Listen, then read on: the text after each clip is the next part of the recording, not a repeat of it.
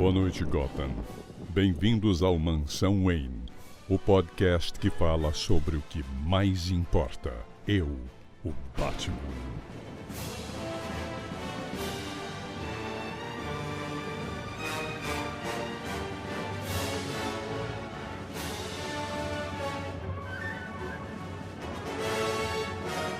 Boa noite, Gotham, bem-vindos a mais um podcast Mansão Wayne. Hoje um podcast, acho que é o nosso podcast com mais convidados de alto garbo e elegância que a gente já teve. Todos os convidados que já vieram antes e foram chamados de volta porque os ouvintes gostaram muito e porque tem muito a acrescentar aqui para falar sobre a história dos quadrinhos no Brasil. Então eu vou começar introduzindo eles, começando por ela, a dama das letras dos quadrinhos, Lilian Mitsunaga. Tudo bom, Lilian? Olá, pessoal. Boa noite, bom dia, boa tarde ou boa madrugada para todo mundo que estiver ouvindo. E é um prazer estar de volta e muito obrigada pelo convite. E é um prazer ter o Mário e o Jota aí, duas pessoas com quem eu trabalhei muito tempo na Abril. E é isso. Muito bom. Então, como a Lilian já disse, estamos aqui com Mário Luiz C. Barroso, o cara que editou, acho que praticamente todos os quadrinhos do Batman que eu li quando eu comecei a ler quadrinhos. Bom dia, boa tarde, boa noite. Editei com muita alegria, muito prazer, assim, era muito bom trabalhar com aquele material como editor e hoje eu me contento a traduzir Batman e companhia. Muito bom, cara. E também aqui com a gente, o cara que só veio aqui pra falar de quadrinho que fala de fascismo e espero que hoje não precisamos falar de fascismo, espero, né? JP Martins, tudo bom, Jota? Eu vou dizer boa noite because I am the night. Isso aí.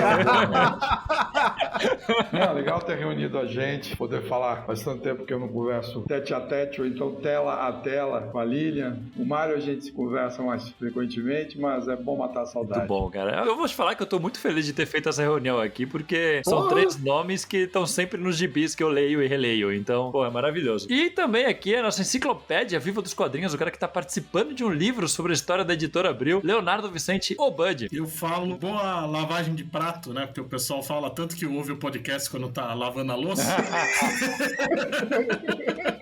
Acho que eu vou adotar esse, que acho que é mais fácil de acertar assim.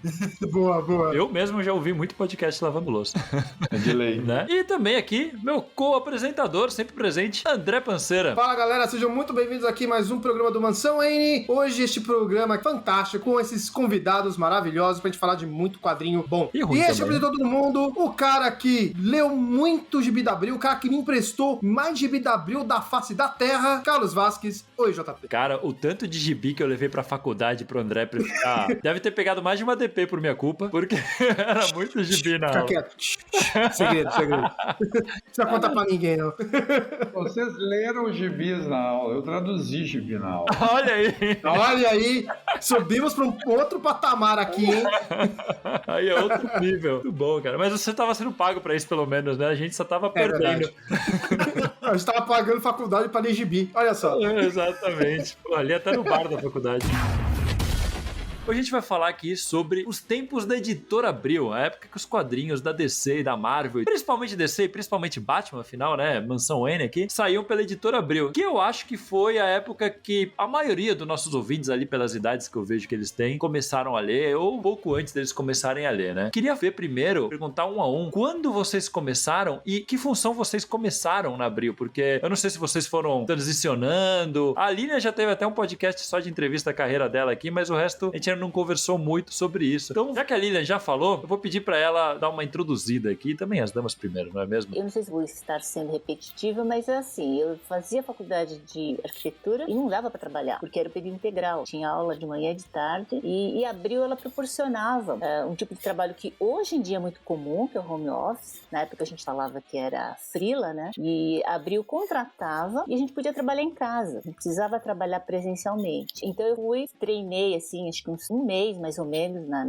minhas férias de julho, eu estava no terceiro ano da faculdade e levei lá para o pessoal. Na verdade, eu nem sabia que as letras eram feitas à mão. Depois é que eu vinha. Porque eu lia, eu nem imaginava que aquilo fosse feito manualmente. Aí quando a minha irmã trabalhou no Maurício de Souza, eu comecei a ter um contato maior com quadrinhos, né? E eu sabia que a Abril tinha esse tipo de facilidade de você trabalhar em casa. Eu levei os testes, o Cláudio Marra na época era editor, ele gostou muito das minhas letras e eu fiquei treinando, né, mais um pouco, e depois disseram que não tinha vaga. Aí eu fiquei meio decepcionada, isso foi em agosto. Em outubro eles me chamaram, então eu comecei a treinar em julho, né, me mostrei em agosto, fiquei treinando até setembro, depois eles falaram que não tinham vaga, um mês depois me chamaram. Isso foi em 1980, e eu já entrei como fazendo letras, mas fazia letras pra Disney, era só letras de Patinhas, Mickey e tal. Não tinha, os heróis acho que só tinha uma revista, que era Heróis da TV. Depois é que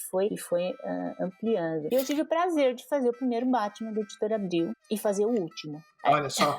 Eu fiz o primeiro e o último. Aquela capa amarela com o Batman pulando, eu não assim? lembro direito da capa, mas eu lembro da história. Ela tinha o perfil, né, da máscara do Batman, assim, e tinha vários balãozinhos, vários recordatórios. Essa foi a primeira história que eu fiz. Legal. E eu achei, assim, sensacional, porque eu tinha um tipo de letra completamente diferente, né, que eu fazia só a letra bem redonda pra Disney e tal. E eu nunca tinha trabalhado com heróis, e os heróis tinham uma linha um pouco diferente, né, um estilo diferente de letras. Eu tive que me adaptar, fazer uma letra mais estreitinha, porque tinha muito mais texto. E aí, como as redações elas dividiam, eram no mesmo andar, o pessoal da redação de heróis gostava de mim porque eu imitava a letra dos outros letristas para fazer as correções. Então, quando eu tava lá, o pessoal me pegava para fazer as correções de todo mundo. Que legal. Então, aí que eu tive mais contato com o pessoal de heróis, porque eu só prestava serviço pra Disney, né? E é isso. Muito bom. Você tinha comentado no outro podcast, mas é uma história muito legal. Pô, um dos primeiros home office que eu tenho notícia. Sim, muito bom. Sim, então, eu tenho feito home office minha vida inteira, né? Assim, sempre fiz. É prático. E já nessa época, na década de 80, não era comum, assim, você ser contratado, né? Você ter a carteira assinada e poder trabalhar em casa. Muito bom, pô, que da hora. E o JP, eu sei que começou ali na cara dura falando, eu faço isso aqui melhor do que vocês fazem. Não foi, JP? Vai fazer 42 anos mês que vem. Foi em julho de 79, a Abril tinha acabado de lançar Capitão América e na semana em que lançou o Heróis da TV 1, essa versão da Marvel, eu apareci lá na portaria da Abril, da divisão infanto-juvenil da Abril, ficava na Bela Sintra, e fiquei esperando alguém me atender, até apareceu o Elcio de Carvalho e eu vendi o meu peixe para ele. E eu comecei a trabalhar na Abril como tradutor freelance, fiquei um ano como freelance sem ser contratado. Então a cada história que eu fazia, eu preenchia uma RPA e recebia por serviço. Mas em junho ou julho de 1980, um ano depois, eu acabei sendo contratado nessa mesma modalidade da Lilian, só que para tradução. E eu e a Lilian éramos o que na Abril se chamava de freela interno, né? Quer dizer, a gente era contratado com carteira assinada, mas trabalhava em casa e as nossas horas eram transformadas em páginas. Então a gente recebia por 44 horas, mas isso era convertido em páginas de tradução ou páginas de letra, e tudo que a gente fazia além dessa cota entrava como extra. Então a gente recebia o salário, tinha o salário base, que representava o número de páginas, que eu não lembro agora quais são, e aí mais o que a gente fazia além dessa quantidade, né? Isso foi no meu primeiro ano. E eu fiquei na Abril nessa condição até 1986, né? O finalzinho de dezembro de 86, quando eu deixei a Abril, numa época que a Abril estava chamando vários colaboradores para montarem estúdios. A Abril tinha decidido terceirizar. E eu acho que eu devo ter sido um dos primeiros a ser convidado. Eu, depois o Elcio se juntou a mim, depois mais gente. Inclusive a gente já tinha saído da Abril e voltou para trabalhar montando o estúdio. A partir da segunda metade dos anos 80, né, 87, 88, boa parte do trabalho que a Abril fazia passou a ser feito por estúdios contratados por ela. Então, esse meu estúdio com o Elcio era o Arte Comics, e depois virou Art e Comics. A diferença é na grafia, né? O Arte Comics era arte, tudo junto, comics com X no final. Mas é isso, foi mais ou menos foi o meu começo na Abril. Muito bom. Muito legal. E você, Mário? Conta aí como é que foi seu período aí, como começou na Abril. Nossa, antes de mais nada, reforçar aí que é um prazer gigante estar com a Lilian e com o JP, que são colegas queridíssimos aí, e temos um longo histórico. A Lilian mesmo, ela já foi minha colega, já foi minha chefe, já foi minha funcionária, das vários tipos de combinações aí de trabalho. Que da hora. É bizarro, assim, né?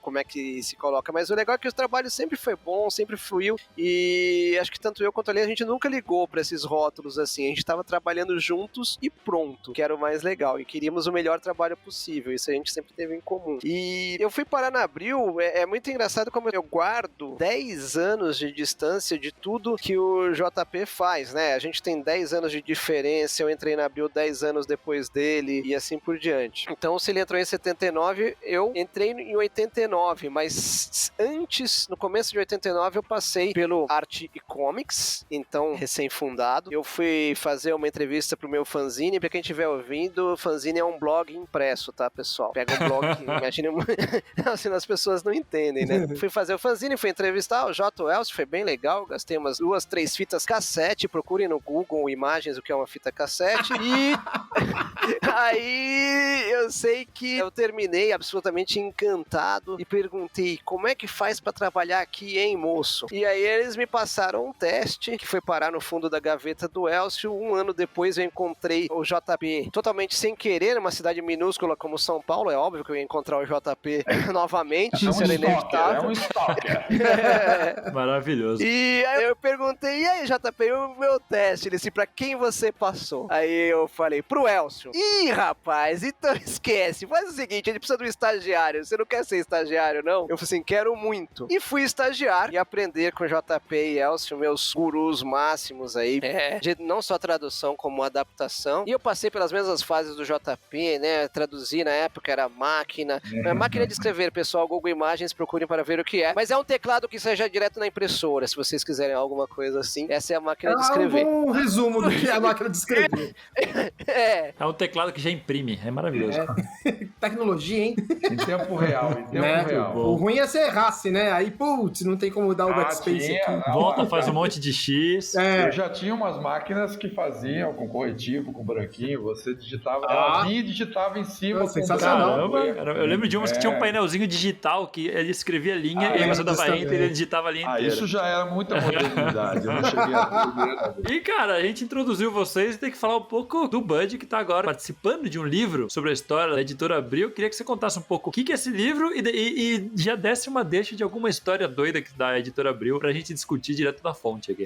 Tem bastante história boa. Então, na verdade, o livro O Império dos Gibis, né, que foi o primeiro livro da Editora Herói, que é escrito pelo Manuel, o editor, né, Manuel Souza, e o Maurício Muniz. Eu ajudei na pesquisa, que foi uma pesquisa gigante, eles sabem bem, porque todos aqui deram entrevista pra realização do livro, e fiz a revisão. E depois o Manu foi fazer os dossiês, né, de cada revista mais marcante, Marvel DC da Abril, que não foram poucas, né, e aí sim eu tô revisando todos, e alguns eu participei também escrevendo, né, inclusive um dos últimos eu escrevi a biografia dele, o Hulk, e claro que Cedo Mansão N ajudou, e eu tô escrevendo agora a parte do dossiê do Batman, que da hora. Que é com todas as 500 revistas mensais que o Batman teve na Abril, né.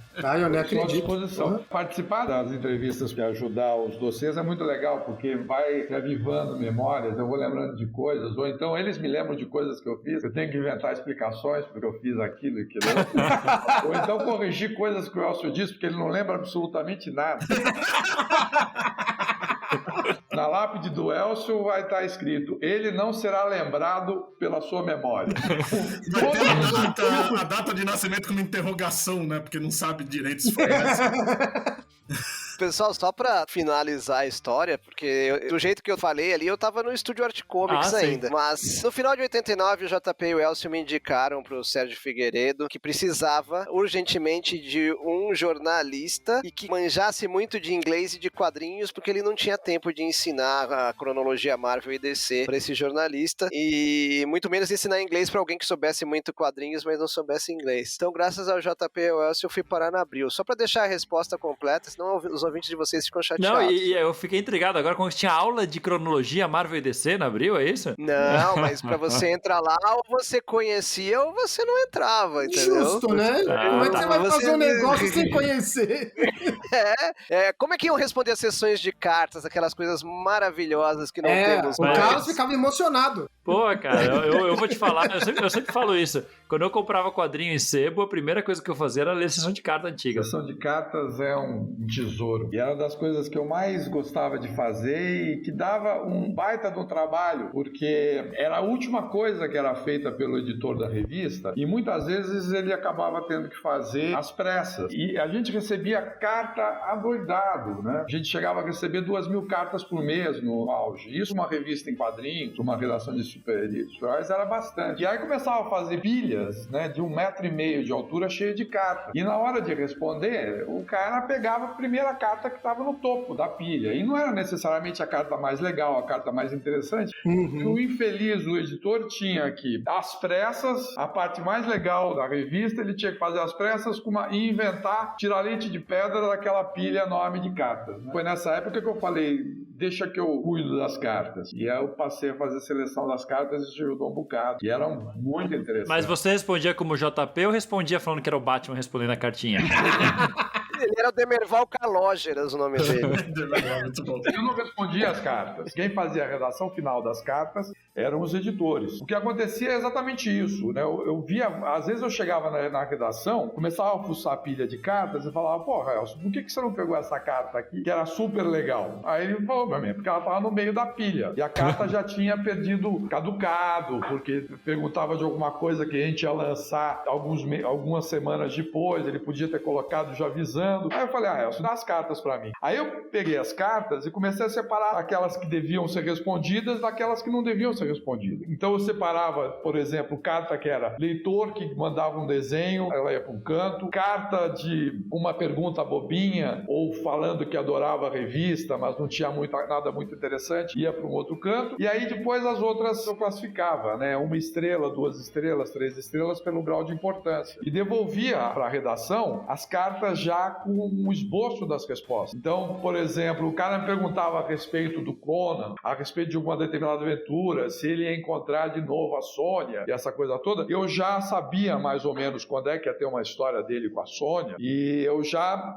rabiscava a resposta e entregava um pacote. Então, quer dizer, das 2.000 cartas que a gente recebia por mês, chegava na mão dos editores 50, 60 cartas, já com as respostas mais ou menos esboçadas, e eles então tinham que transformar isso numa resposta para entrar na sessão de cartas. Isso melhorou muito a qualidade das cartas e das respostas também. Isso foi muito legal. E era a parte que todo mundo queria ler. Só uma coisa, o Jota, quando eu cheguei lá já não era mais assim. Não. Você tem noção de até quando mais ou menos foi isso? Quando começou o atendimento ao leitor? Isso foi até 87, porque eu comecei a fazer isso em 1980. 80 não, eu comecei a fazer isso acho que em 81, 82, porque o número de cartas aumentou demais e a gente estava desperdiçando cartas boas. Para vocês terem uma ideia, por exemplo, o Leandro Luiz de Delmanto era um dos principais missivistas da gente. As cartas deles eram muito boas. Legal. O Newton Sperby, ele também era missivista da redação. Foram caras que foram descobertos por cartas que eles escreveram para a redação, de cartas boas, né? Gente que escrevia bem. Eu lembro de carta do Leandro. Então, e tinha outros caras também, tinha vários outros leitores que tinham cartas boas, que perguntavam coisas legais. E era interessante porque na sessão de carta você já lançava, por exemplo, um palpite, né? Já avisava o cara que daqui a 2 ou 3 meses ia ter uma determinada série, uma determinada história, alguma coisa interessante. Isso é legal pra caramba. E você não precisava fazer o que foi feito nas 3 primeiras edições, 4 primeiras edições. Ficar inventando carta para depois contar coisas que iam acontecer nas próximas edições. Os leitores faziam isso pra gente e a gente só tinha que responder, né? Mas isso foi até eu sair da Abril. Na verdade, o JP trabalhava para responder as cartas e a tradução era só um a mais, né? Dava mais trabalho as cartas, né? Baita triagem. É o pretexto que eu tinha para ler as cartas. Pô, então quer dizer que aquela época que tinha assim, mande sua carta, lemos todas as cartas, era mentira? Então, eu tô me sentindo enganado. Não era verdade verdadeira mesmo. Outra coisa, chegou um momento que eu falei assim, olha, o cara mandou a coisa que eu mais queria na vida quando eu era leitor apenas era receber uma resposta, ver minha carta publicada. Quer dizer, na verdade esse é o sonho de tudo quanto é leitor de gibi daquela época que existia a sessão de carta. Era ver a sua carta publicada. Se eu perguntar aqui, todo mundo vai dizer que esse era o sonho molhado de cada um. É a minha maior frustração, que a única carta que responderam foi quando abriu e começou a responder no site. O que eu fiz? Na separação, eu já separava cartas que iam receber uma resposta resposta padrão. Então houve uma época em que a Abril mandava carta de resposta para todos os leitores, entendeu? Um garotinho disse, mandou umas cartinhas, gosto muito do Batman. Essa carta não ia ser publicada, mas ele recebia, olha, recebemos sua cartinha, ficamos muito contentes. Ah, que legal. Eu recebi isso. É uma tremenda uma consideração. Você recebeu? Então, pois é. Como foi ideia minha e do Elcio, que a gente fez foi justamente nesse momento, porque aí a gente começou a separar as cartas que mereciam ser publicadas, que iam acrescentar algumas coisas. Isso foi uma época muito bacana. E com essas cartas eu conheci um monte de leitores. Por exemplo, o Marcelo Campos, ele foi trabalhar na Abril por causa das cartas. Não porque ele escreveu, mas porque um amigo dele, o Jorge Andolfato, escrevia, e houve uma época em que eu comecei a entrar em contato com os missivistas que eu achava mais legais. Porque isso que nós estamos fazendo hoje, agora, né, crianças, isso não existia, essa coisa de você falar pela internet, um cara tá no Rio de Janeiro, outro tá na Paraíba, outro tá em Luxemburgo, outro tá nos Estados Unidos e bater papo. Para encontrar fã de quadrinho, era complicado. Você tinha que sair da tua casa e ir pro centro da cidade, para algumas lojas, pouquíssimas lojas de quadrinhos especializados e conversar com um outro cara. Então, quando eu comecei a ver que tinha um monte de gente de São Paulo que escrevia a carta para a redação e me pareciam leitores legais, pessoas com quem eu gostaria de conversar, né? Que tinham interesses muito semelhantes aos meus, eu comecei a entrar em contato com esses caras. E é uma coisa que também, o Mário tá falando de coisas pré-históricas, existia uma coisa chamada lista telefônica, até mais ou menos meados dos anos 90. E tinha uma lista telefônica, que era a lista telefônica de endereço. Então, quer dizer, a lista telefônica básica era por nome, né? Era por sobrenome, você procurava o sobrenome da pessoa e procurava o nome da pessoa, e você tinha o telefone do sujeito. Mas a lista telefônica de endereço, você procurava o endereço. Rua Mato Grosso, 306. Aí você tem o nome da pessoa que mora nessa rua e o telefone. Então o que eu fazia? Eu pegava a lista telefônica de endereços, pegava o endereço do cara, porque na verdade o garoto não era o dono da casa, né? Provavelmente estava o nome do pai dele na lista telefônica, localizava pelo endereço dele que ele tinha na carta, telefonava para ele. Foi assim que eu conheci o Newton Sperby, ligando para casa dele, que eu conheci o Jorge Andolfato. E aí estou fechando a história do Marcelo de Campos. Quando eu montei o Conclave de Quadrinhos, que era um grupo de leitores de quadrinhos que foi arregimentado justamente por serem caras que escreviam para a redação, lá no Centro Cultural, o Jorge Andolfato levou um amigo dele, que tinha recém-chegado do Mato Grosso do Sul, Marcelo Campos.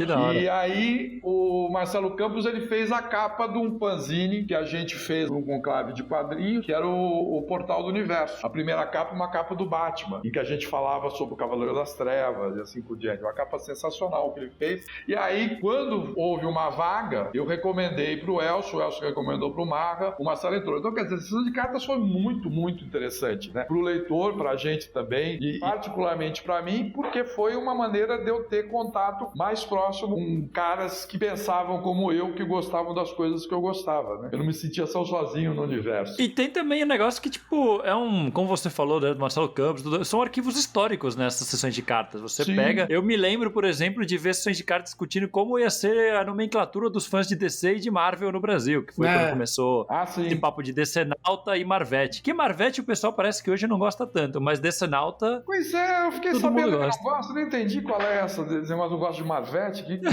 Eu já vi que o pessoal associa a chacrete, essas coisas assim, aí acho que é pejorativo. Nossa! Já ouvi essa. Aí eu lembro amigo que eu falei, você é Marvete? Ele falou, não, essa fica chamando de Marvete, os Marvel maníacos. Que frescura. Sabe que é Marvel maníaco? Essa bobagem. Houve uma época que ninguém podia chamar histórias em quadrinhos de gibi. Porque gibi é pejorativo. Graças a Deus essa bobagem acabou, né? Porque é gibi mesmo. Claro, eu acho que é maravilhoso isso. Você ter uma publicação que de tão identificada com o gênero acaba representando esse gênero inteiro. Pelo amor de Deus, é sensacional. E é o que se passou no mundo inteiro, né? Porque, por exemplo, gibi em inglês é comic. E também vem por uma parte, né? Quer dizer, identificando uma parte do universo de quadrinhos, que é a parte dos quadrinhos cômicos, que acaba representando depois todo o universo de quadrinhos. Os quadrinhos na Itália, durante muito tempo, eles eram chamados de fumetti. fumete. Por quê? Fumete é fumacinha. Então, quer dizer, são nomes muito carinhosos pelas características, coisas metonímicas mesmo, sabe? Eu acho muito, muito interessante. Na Espanha tem uma história parecida com o Gibi. Lá tinha uma revista que chamava TBO. É o Tebel. Virou Tebel. TBO que virou Tebel. Mas agora, isso se perdeu na Europa porque o bande dessinée dos franceses acabou de uma maneira meio hegemônica se espalhando. Então você hoje você chama de banda desenhada quase tudo, né? Na Espanha se chama muito de comics. Comic com acento no O. Exato, mas agora, essa origem, essa coisa meio chão, meio da terra, que vem o gibi é muito legal. Né? Principalmente porque, como essa palavra se modificou, né? Vocês sabem o que é gibi, né? Antes de ser quadrinho. Era garoto negro, não era? Menino preto.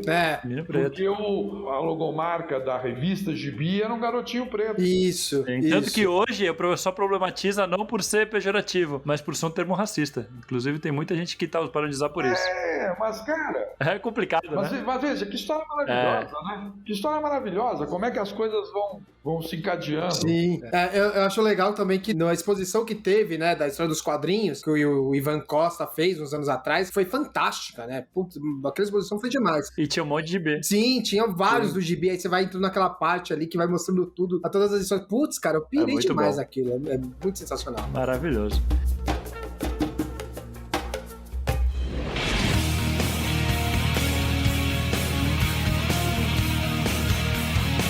E vamos dar uma pausa para falar sobre o nosso Catarse Assinaturas, onde você, querido ouvinte, pode se tornar apoiador do Mansão Wayne. É isso aí, tem modalidades de apoio a partir de R$10 e a partir de 15 já pode fazer parte do nosso grupo secreto do Mansão Wayne no Facebook e ter seu nome eternizado em um podcast. E os mansãoneiros eternizados no programa de hoje são os seguintes: Giovana Zade Teixeira Paz, Rafael da Cunha Costa Almeida, Rafael Fleming e Moza de Emanuel Jorge Santos.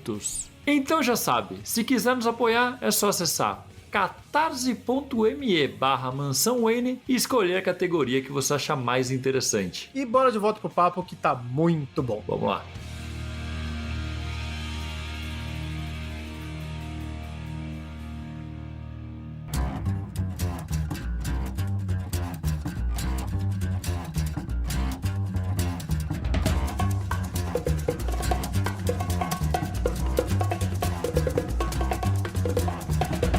Muito de pegar as histórias do Mário, porque as histórias do Mário eram que vinham as mais limpinhas, porque a gente tinha que transcrever tudo à mão. Os textos do Mário vinham sempre assim impecáveis, né? Eu gostava bastante de trabalhar com o Mário. Com o Jota era o seguinte, ele datilografava, né, as páginas com mais ou menos acho que era um espaço no meio que dá mais ou menos a mesma linha. Para ter o copydesk, geralmente era do Elcio. E às vezes ele fazia também isso com o Carina. O que eu achava mais bacana, mais engraçado, era que antes o pessoal fazia a tradução e depois vinha o editor e fazia o copydesk. Isso tudo ia para uma datilógrafa e ela datilografava pra gente todinho limpinho, sem nenhuma marcação de caneta, para ficar mais fácil pra gente transcrever. Com o tempo, isso acabou sendo deixado de lado porque eram muitas revistas, muitas histórias, e aí a gente recebia o texto direto já com o copydesk. Eu lembro uma vez uma história que o Jota, acho que ele pode me desmentir se eu estiver errado, ele andava com a máquina de escrever no colo e a mulher dele acho que dirigia, levava ele, né, dava carona, e ele ia traduzindo no percurso.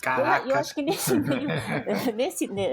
nesse meio tempo deve ter acabado as folhas dele, e eu lembro de ter recebido uma história que tinha assim, começava com os versos da Xerox, que eram os papéis que a gente usava, que a gente já reciclava, aí depois continuava com o receituário médico, e aí terminou com um cartãozinho de visita. E eu achei aquilo muito engraçado.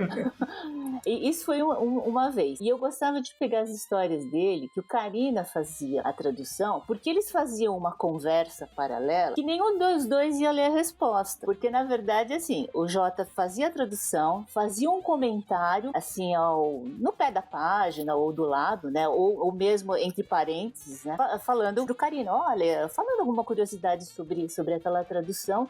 E o Carina respondia, ele respondia escrevendo. Só que o Jota, isso não ia voltar pro Jota ler a resposta. Então quem acabava se divertindo com essa conversa era eu que fazia as letras e o pessoal da revisão. Isso eu achava o máximo. Eu queria saber se o Jota alguma vez recebeu essas respostas. Nunca recebi a resposta. Eu achava que eu falava ao vento e ninguém prestava atenção. Agora eu tô aliviado. 42 anos pra Olha, eu lia tudo, né? E na verdade, quem ficava discutindo sobre as coisas que você escrevia era eu e a Sadiqa, né? Sadiqa Osman. E a gente se divertia, assim, muito com essas conversas paralelas, né? Mas eu achava engraçado, porque o Karina lia, ele podia ler e guardar para ele, mas ele escrevia a resposta, escrevia à mão, né? E isso era tremendamente divertido, pelo menos pra gente. Só que depois que eles tiraram a datilógrafa da jogada, era bem complicado, porque tinha alguns editores que tinham uma letra ali muito difícil. Era uma garrancheira. Mas assim, eu conseguia entender a letra de quase todo mundo, né? Então, acho que as letras piores eram do Júlio Andrade e do Figa. Mas eu entendi a letra de todo mundo. Mas isso era uma coisa bem engraçada. Do Mário, ele traduzia, mas ele já fazia um traducopy, né? Então ele já fazia a tradução e não era uma outra pessoa que fazia, que mexia. Então o texto vinha praticamente sem nenhuma marcação de caneta. E isso facilitava o trabalho na hora de letreirar, porque você batia o olho e você já mais ou menos dividia o texto mentalmente nos balões. Legal. Quando era escrito à mão, era bem mais complicado. Imagino. E tem uma coisa que você acabou omitindo, Lilian, que para dar inveja nessa criançada. Entre o copy rabiscado e a datilografia que você mencionou, o texto passava pela revisão. Então chegava na datilógrafa já revisado. Verdade, e aí, depois que era datilografado, no começo ainda passava de novo pela revisão. Ou então pelo editor, ele dava umas corrigidinhas. O detalhe. Por isso que naquela época era mais difícil encontrar erros. Quer dizer, quando encontrava erro é porque Odin queria mesmo que aquele erro passasse. E outra, como era um processo todo artesanal, então era muito mais complicado de se corrigir. Hoje em dia, com os computadores, o pessoal vai e volta. Às vezes a gente recebe tradução direta sem ter nenhuma preparação. E isso complica, porque você acaba perdendo muito mais tempo corrigindo do que fazendo as letras da primeira vez, né? E vinha um texto limpíssimo. E olha, eu gostava de fazer as emendas de editor, porque o editor só mudava aquilo que estava estritamente errado, sabe? Se não tivesse errado mesmo, a pessoa não mudava. Hoje em dia não, o pessoal muda porque não gostou, altera. Então eu tenho uma saudade, entre aspas, daquela fase. Também. O pessoal lia, relia, tinha acho que 2 preparações. Tinha a preparação depois do teu letramento também. Isso, O caso da Lilian era covardia, porque não tinha muito erro, mas outros letristas, pelo amor de Deus. Porque uma coisa que você me falou, Lilian, e pra mim ficou muito bem gravado, né? Assim, muitas vezes você não lia a história, né? Você ia desenhando as letras enquanto você conversava, você fazia outras coisas. Então. Porque, na verdade, o letramento é um desenho. E você... A Lilian me contou uma coisa, você me confirma se é fantasia minha, se é falsa memória, mas você me contou que às vezes quando você estava entediada, você letreirava avesso, né? Começava pelo fim, não lembro. Você chegou a falar isso? Isso. No começo, eu lia tudo, porque eu adorava, né? Adoro quadrinhos até hoje, eu lia tudo, inclusive aquilo que eu não havia letreirado. Eu lia todos os quadrinhos. Com o tempo, você vai vendo que o teu volume de trabalho vai crescendo tanto que você acaba não dando conta, né? Nem de trabalhar e nem de curtir. E às vezes, assim, eu pegava aquelas histórias, tinham muito texto, eu começava, não por estar entediada, mas eu começava pelas mais difíceis e as que tinham maior volume de texto. Porque a gente trabalhava muito com prazo. Então, às vezes eu tinha 24 horas para entregar uma edição de 20 páginas e tal, então eu tinha que varar à noite, eu trabalhava bem entrar madrugada, coisa que o Mário hoje sofre para colocar os filhos. Na época que eu fazia a letra à mão, eu tinha meus filhos pequenos, então enquanto eles estavam acordados eu não trabalhava, eu só ia trabalhar depois que eles dormiam. Então eu começava às vezes minha jornada de trabalho às 8, 9 da noite e ia até às 4 da manhã. E era o horário assim que eu mais gostava de trabalhar, porque filho não chora, o telefone não toca, ninguém te interrompe, né? Então eu começava pelas páginas mais difíceis, que tinham mais quantidade desses, que depois quando eu chegava naquela eu falava, olha, isso aqui eu já fiz, aí eu pulava. Mas eu prestava bastante atenção, às vezes eu não prestava atenção na história, mas eu prestava atenção no balão. Mas eu sempre letreirava ou com a televisão ligada, ou se alguém ligava pra mim, eu falava muito com a minha mãe no telefone, as pessoas ligavam pra mim, mas eu continuava trabalhando. Caramba, exato. Achei um barato isso. E assim, eu conseguia fazer 2 coisas ao mesmo tempo. Eu falava e eu não errava, porque eu tava prestando atenção no que eu tava escrevendo, mas eu tava prestando atenção na conversa. Queria ter essa habilidade, viu?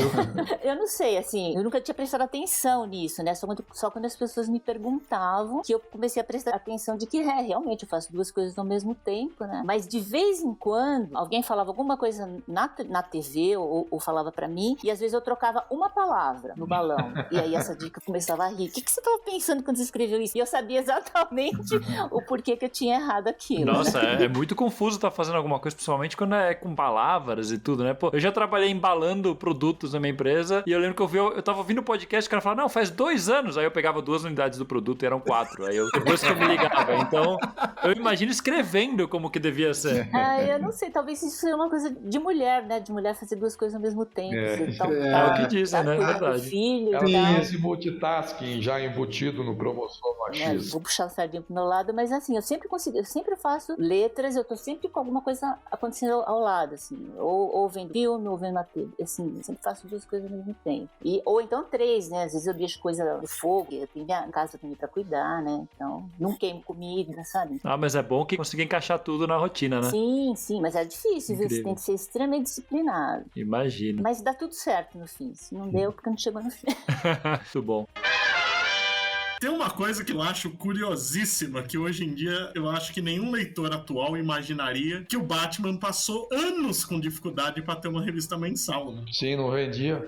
É muito estranho. Ele não era bom de banca. Isso é muito bizarro, cara. Como pode? Foi muito... Né? Eu não lembro da sequência das revistas do Batman, mas eu lembro que a gente, publicamos 4 gibis do Homem e o cara não decolava. E mesmo depois de Cavaleiro das Trevas e da gente ter começado uma das revistas do Batman com o Batman 1, ele não decolava. Alguma coisa com o look do personagem, o perfil dele, ou até mesmo a qualidade de histórias, porque houve uma época, principalmente nos anos 80, que as histórias do Batman eram muito irregulares. Você tinha alguns píncaros da glória e em seguida vinha um inferno de Hades a tudo. É verdade. Eu acho que isso também colaborava bastante, mas o personagem ele não conseguia cativar o leitor. Tanto que durante muito tempo a gente teve que deixar o Batman como personagem secundário de revistas mix, né?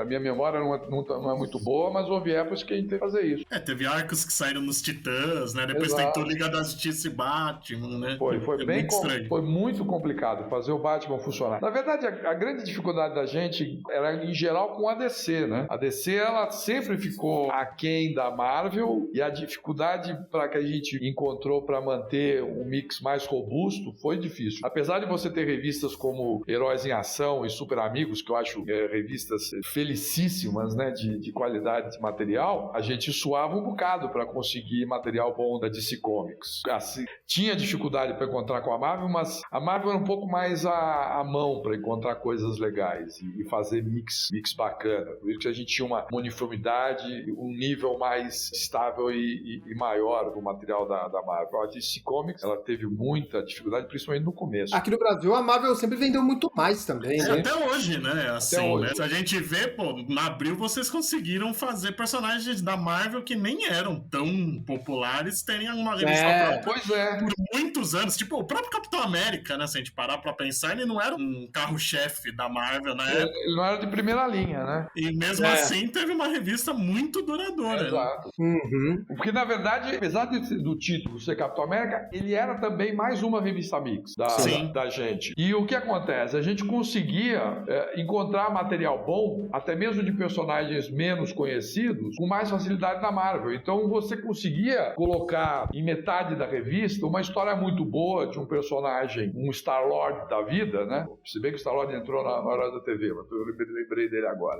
Você colocava esse personagem e ele puxava, garantia o leitor, ele terminava de ler o gibi, terminava feliz, contente, sentindo que não foi enganado. Porque esse é um dos grandes problemas. Você comprar um gibi e 70%, 80% do gibi é uma porcaria e só a primeira história salva. E o Capitão ainda tinha a vantagem de ter as histórias dos Vingadores, né? Que ao mesmo tempo eram histórias boas e tinha o Capitão lá, né? Não podia falar que não comprou um gibi do Capitão, né?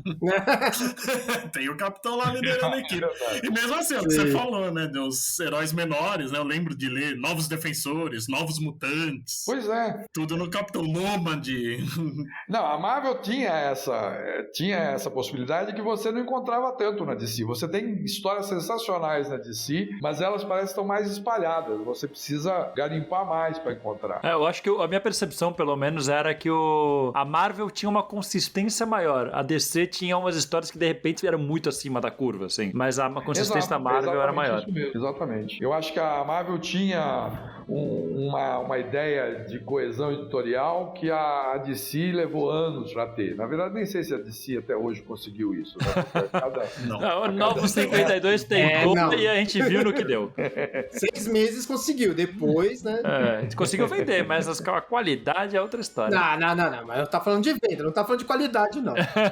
Mas antes a Lília comentou sobre como o Mário mandava os textos limpos pra ele. E eu queria perguntar pro Mário, porque já que isso daí parece ser uma coisa que ele inovou, por dizer assim, o que mais que você viu ali quando você chegou, já que você foi o último dos 3 a chegar, o que mais que você, quando chegou, viu que era melhor dar uma alteradinha no processo ali? Olha, muita coisa já estava preparada, né? O JP e o Elcio, eles deixaram um terreno muito bem preparado, bem encaminhado, e eles fizeram escola, né? É claro que, assim, por exemplo, o Leandro Luiz Del Manto, ele evoluiu depois do contato com ele, sim, evoluiu muito e continua evoluindo até hoje. O Sérgio Figueiredo, quando assumiu a redação, ele aprendeu com eles, mas ele desenvolveu o estilo Sérgio Figueiredo, de ser editor-chefe e assim por diante, mas tudo eram coisas que tinham base no que o JP e o Elcio construíram a duras penas, né? Então, a gente dá pra dizer que quando eles chegaram ali tudo era mato, quando eu cheguei, o mato já tava bem capinado, assim, já tinha umas trilhas ali a serem percorridas, mas conforme eu acredito que falei,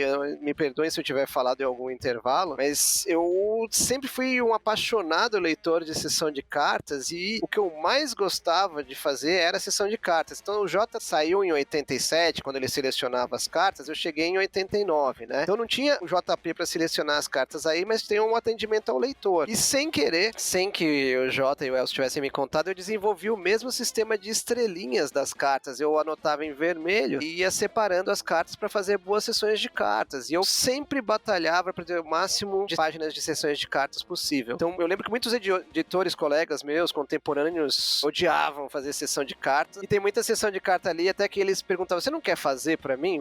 Eu fazia, mas saía com o nome deles. E era divertidíssimo, assim, né? Então eu procurei mais espaço pra sessão de cartas. Eu mudei, né? Ainda em sessão de cartas, eu pedi pra mudar alguns nomes de sessão de cartas. Por exemplo, aquele Capitão América Responde, eu achei muito antiquado quando eu cheguei ali. Já tava há 10 anos. Aí virou linha direta do Capitão América, que batia com uma linha direta que ele tinha nas histórias dele, né? E assim por diante. Ô, Mário, o Correio das Trevas foi ideia sua? Olha, eu dei a sorte de batizar muitas revistas e muitas sessões de cartas, né? Eu batizei o Correios das Trevas, assim, mas o que eu mais me orgulho até hoje é de ter batizado a sessão de cartas do Spawn, que é Post-Mortem. Porque... muito bom. Sabe, é aquela coisa, né? Eu não sou de ficar dando tapinha nas minhas costas, nem nada. Mas sabe quando você olha pra trás e fala assim, puxa, né? Foi um momento de brilhantismo. Porque inclusive... É aquela hora que você coloca a mão no peito e fala, pô, mandei bem pra caralho. Mas assim, quando eu olho pra trás, né? Na época eu fiquei feliz, achei muito legal, mas eu não tinha uma dimensão exatamente, né? Eu tava cumprindo ali o meu trabalho, tentando arranjar o melhor nome possível. Inclusive isso foi reproduzido, acho que a Pixel chegou a reproduzir o nome da sessão de cartas e assim por diante. Com certeza teve algum blog de Spawn que adotou o nome, inclusive, na época, porque é bem nome disso. É fantástico, assim. Então, eu não consigo lembrar de inovações a não ser, sabe, desse tipo de coisa, de trazer mais matérias para as revistas. Então, como eu estava com as revistas DC, a DC tinha um informativo gratuito que distribuía com a revista na época, chamava Direct Currents. Direct Currents, obrigado, Jota. E ele tinha 4 páginas e a última página era sempre entrevista com alguém. E eram entrevistas no tamanho certo. Assim, elas não eram nem muito grandes, nem muito pequenas. Era questão só de direcionar para a revista certa, para ter a ver com o roteirista, editor ou desenhista que estava dando aquela entrevista. E, claro, né, o arquivo da Editora Abril,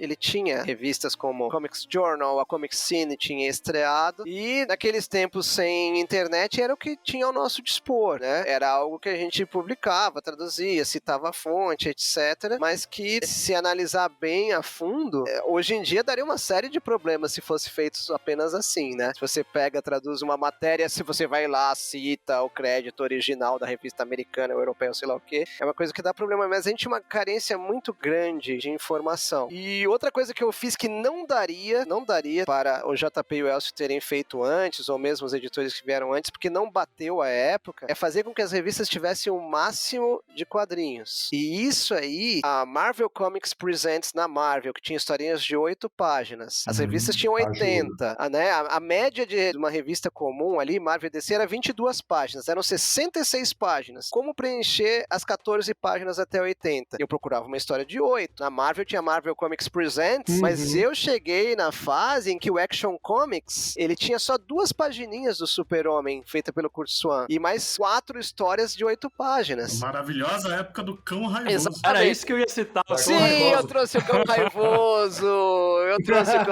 Eu sou responsável por isso. Maravilhoso que melhor tá em Arrow. Diante dessa matemática, eu já tinha uma abordagem mais raiz, né? Eu tinha 66 páginas, eu botava mais 22, dava 88, cortava 12.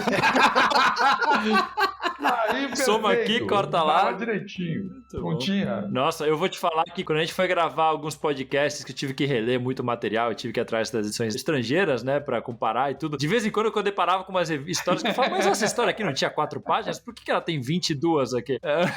Sim.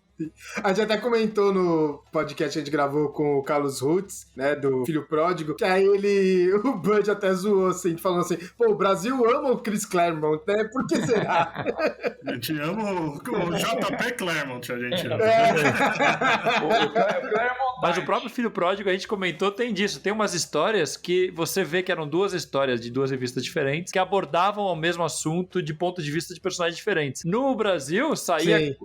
era acreditado os 2 roteiristas juntos, os 2 desenhistas juntos, todo mundo junto na primeira página, e saía as páginas misturadas, e é isso aí. Você tá entendendo a história. Terra de Ninguém, eu lembro que chegou a ter disso também. É uma terra de ninguém mesmo. É uma terra de... Eu só queria dar uma contribuição curiosa, né? Já que eu falei tanto de sessão de cartas. 2 grandes editores que a gente tem hoje começaram na Abril no departamento de atendimento ao leitor, que era o departamento que separava a carta do Mickey vai para um lado, da Luluzinha vai para outro, dos Trapalhões vai para outro e dos Heróis vai para outro, que são o Fernando Bertacchini, um tremendo editor ali na Mitos, responsável pelo Hellboy, Conan e assim por diante. Que foi parar no Abril por causa de sessão de cartas. Olha só. E o Cassius Medawar, que foi Conrad, depois foi pra JVC, aí voltou pra Conrad, hoje está na Conrad. O Cassius era um tremendo atendimento ao leitor, assim, um tremendo profissional de atendimento ao leitor. E ele tava na faculdade ainda e tal, então é muito legal ver que o pessoal que começou ali, atendimento ao leitor, e se vocês perceberem, o Cassius tem uma tremenda capacidade de comunicação, das marcas registradas dele como editor. E ele já tinha essa marca na época, que ela veio sendo dada no departamento de atendimento ao leitor. Deixa eu falar uma coisa sobre o Cassius Medawar, que assim como o Mário e o Jota adoravam fazer sessão de cartas, quando ele trabalhou na Conrad e fazia a parte de sessão de cartas Dragon Ball e tal, era uma coisa à parte. Ele e o Sidão, né, o Sidney Guzman, eles faziam uma sessão de carta sensacional e eu lia todas, porque eles, assim, da mesma maneira como o Jota e o Mário tratavam cada leitor, assim, como se fosse um conhecido, eles faziam da mesma maneira. Eu adorava ver a sessão de cartas dos mangás. Eles tinham, assim, um carinho muito grande pelo leitor. E o leitor responde, né? Responde porque, assim, acaba comprando, acaba se identificando e acaba seguindo esse pessoal para onde quer que eles vão. Cria uma conexão, né? Cria uma conexão. Eu acho, assim, sensacional. Adoro o Cássio também. Trabalho com ele até hoje. Voltei a trabalhar com ele agora, né? Muito, muito legal. Porra, muito bom. E a gente comentou agora sobre essas histórias que saíam misturadas, às vezes, né? Que pegava 2 histórias e juntava numa só, até por economia de páginas. E eu quero saber da Lilian como que era pra fazer a adaptação na hora de fazer o letreiramento, né? Porque às vezes pegava 2 histórias que tinham balões de cor diferente, letras de letristas diferentes. Como que era pra fazer essa adaptação?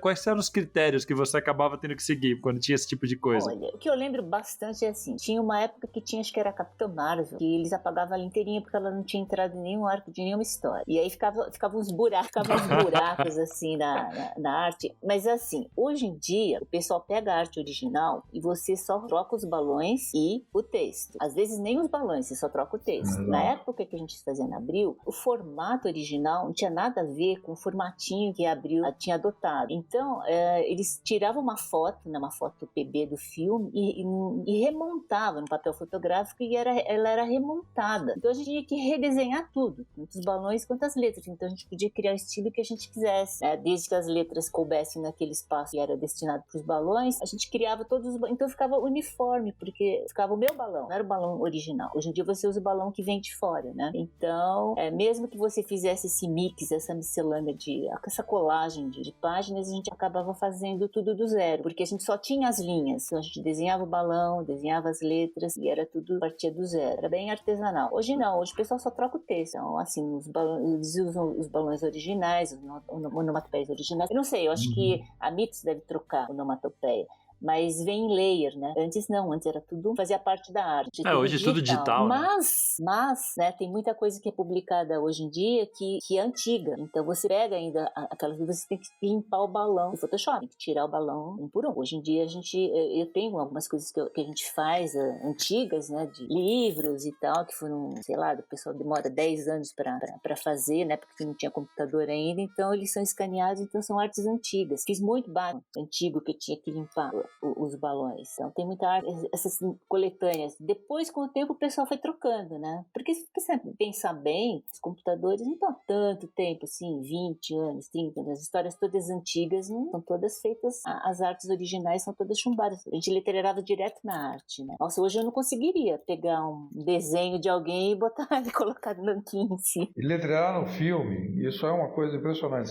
Você podia comentar. Então, teve uma época que a gente fazia isso tudo na arte, que era remontado. Depois eles acabaram fazendo, publicando em formato americano, então a gente já podia usar o próprio filme. Então você vinha a Quadricomics, tem o filme do preto, e depois as 3 outras cores, né? Azul, vermelho e amarelo. Então você tinha 4 filmes. Então a gente pegava o filme do preto, você tinha que passar benzina para você tirar todo o resquício de gordura, né? O pessoal vai manuseando aquilo, colava coisa em cima, durex, então você tinha que limpar tudo.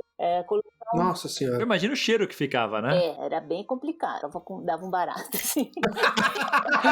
Pessoal letreirando e cheirando benzina. Exatamente. Não, você tinha que estar num lugar assim arejado, né, tal, bem a janela aberta, porque aquilo dava, né, e aí a gente colocava um diagrama embaixo e depois você letreirava direto no filme. Isso é uma coisa assim... Isso é uma coisa de heróis. Só que era uma coisa bem difícil, viu? Porque você tinha que dar uma mão super firme, porque é como você escrever no plástico, né? Então aquilo escorregava muito, e nanquim era a base de água, então a canetinha, às vezes, a letra ficava meio aguada, então no preto não era suficiente, você tinha que ir lá e retocar tudo. Coisas hoje assim que eu vejo e falava, nossa... Mas isso não é coisa que se passava para qualquer letrista, não. Tinha que ser um letrista muito bom e de mão muito firme e muito jeitosa. Nós temos aí a madame. Não, imagina, além da habilidade da mão firme e tudo, tem que conseguir manter essa unidade com o cheiro do benzina, né? Eu imagino. Acho que essa é a parte mais complicada, hein? Começa a desenhar florzinha já, uns negócios psicodélicos. Mudar o texto e tal.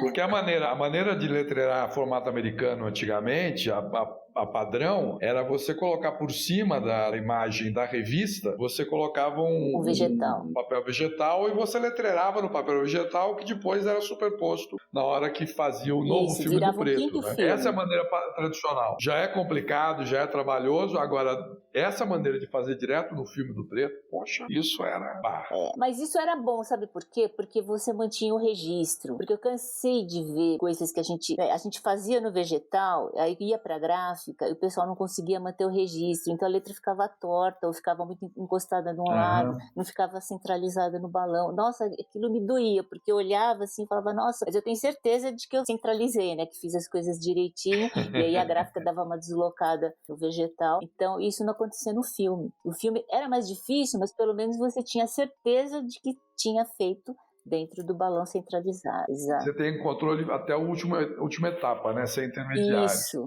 Eu acho que vale a pena dar uma realçada, complementando essa pergunta que foi feita sobre como é que chegavam as histórias picotadas. Para o letrista, a coisa não chegava tão Frankenstein, né? Porque acontece o seguinte, tinha um profissional antes do letrista que montava a história num couchê gessado. O que acontecia?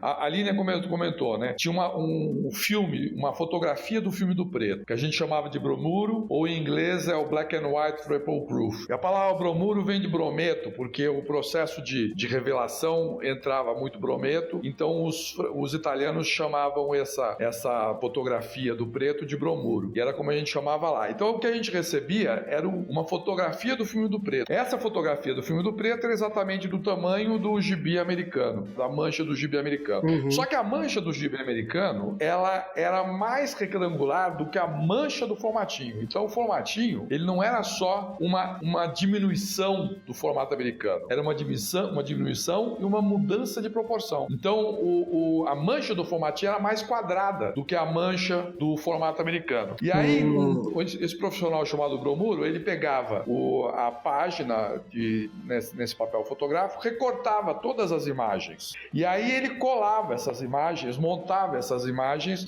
num couchê gessado e pautado, que era justamente nesse couchê que a Lília letterava o formatinho. Tinha pautas azuis que não eram fotografadas. E aí, o que chegava pro letrista? Chegava a essa nova página com os buracos vazados, sem os balões, tá? E o letrista, ele colocava os balões dele e as letras dele nos espaços indicados. Então, muitas vezes você tinha 5 balões de fala da Kitty Pryde e do Claremont num determinado quadro. Aí você tinha o espaço, o buraco desses 5 balões. Só que o JP deixou 2 balões. Aí então tinha um buracão em volta. A Línia escolhia onde colocava o balão para pôr os 2 balões que sobraram. Esse outro espaço em branco ia ser preenchido mais tarde por um outro profissional chamado decorador, que ele então com um nanquim, ele ia lá e completava os buracos que ficaram, e inclusive trechos da imagem que não existiam no original. Porque quando você mexia na proporção, por exemplo, você tinha quase no requadro do quadro, né, na barrinha do lateral do quadro, você tinha metade de um abajur. Mas por causa da nova montagem, surgiu mais ou menos uns 3 milímetros do lado que não existiam antes. Então o decorador, ele tinha que complementar o abajur, a cadeira, o rosto, que não apareciam no original. Então se vocês verem isso, bem acontecia. Isso era o trabalho do decorador. Posso fazer uma parte bem legal, assim, que você falou do decorador? Pode. Não é porque são curiosidades, não sei, eu como ouvinte de podcasts, eu adoro curiosidades e bastidores. 3 figuras que foram excelentes decoradores se chamam Roger Cruz, Marcelo Campos e um tremendo desenhista, mas que hoje também é roteirista do Maurício de Souza, o Ed Wagner.